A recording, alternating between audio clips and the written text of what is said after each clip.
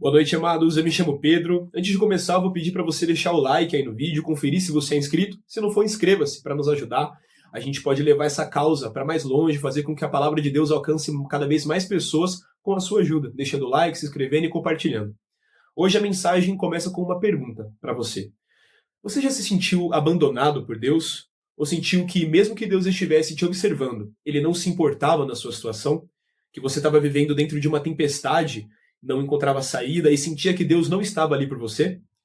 Pois é, acredite, você não é o único, muitos de nós passamos por isso e até mesmo os homens mais importantes da história, os apóstolos de Cristo, já se sentiram assim. Se você me acompanhar na palavra de Deus, no livro de Marcos, Evangelho de Marcos, capítulo 4, a partir do versículo 35, diz assim a palavra de Deus. Naquele dia, sendo já tarde, Jesus disse aos discípulos, vamos passar para a outra margem. E eles, despedindo a multidão, o levaram assim como estava, no barco, e outros barcos o seguiam. Ora, levantou-se grande temporal de vento, e as ondas se arremessavam contra o barco, de modo que o mesmo já estava se enchendo d'água. E Jesus estava na popa, dormindo sobre um travesseiro. Os discípulos o acordaram e lhe disseram, Mestre, o Senhor não se importa que morramos? E ele, despertando, repreendeu o vento e disse ao mar, acalme-se, fique quieto. O vento se aquietou e tudo ficou bem calmo. E Jesus os perguntou, por que vocês são tão medrosos? Como é que ainda não têm fé?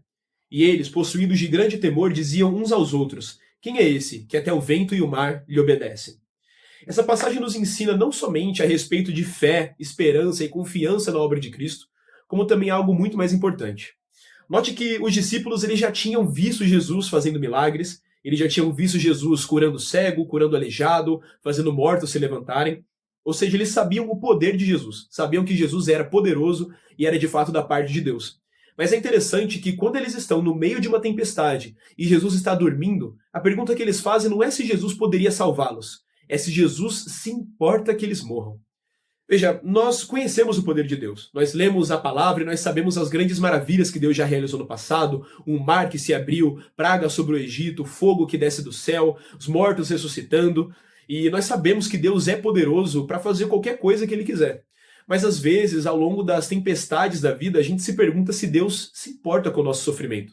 Nós passamos por crises em relacionamentos, tempos de dificuldade financeira, doença, luto.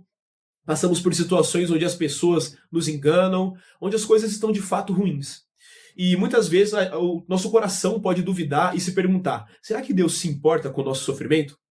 E essa palavra ela não apenas diz que ele se importa, como também mostra que Deus está conosco no sofrimento.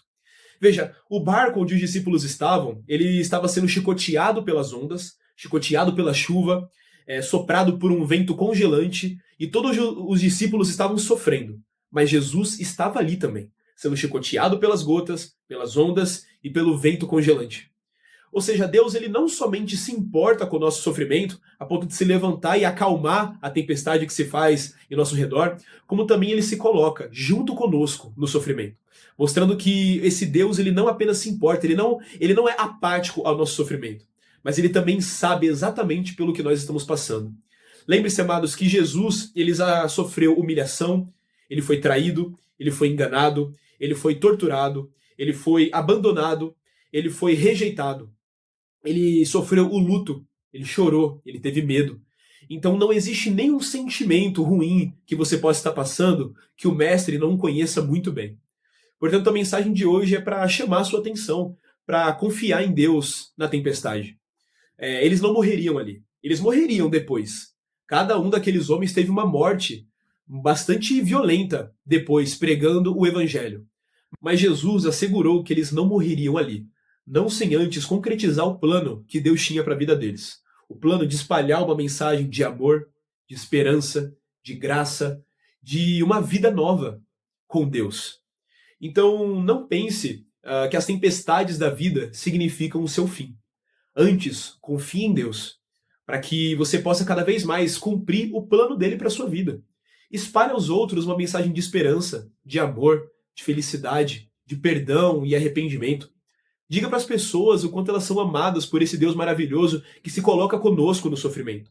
Que não existe nenhum sentimento ruim nosso que o próprio Deus não tenha experimentado. Ele não apenas sabe, mas experimentou. É por isso que Jesus é o Deus perfeito.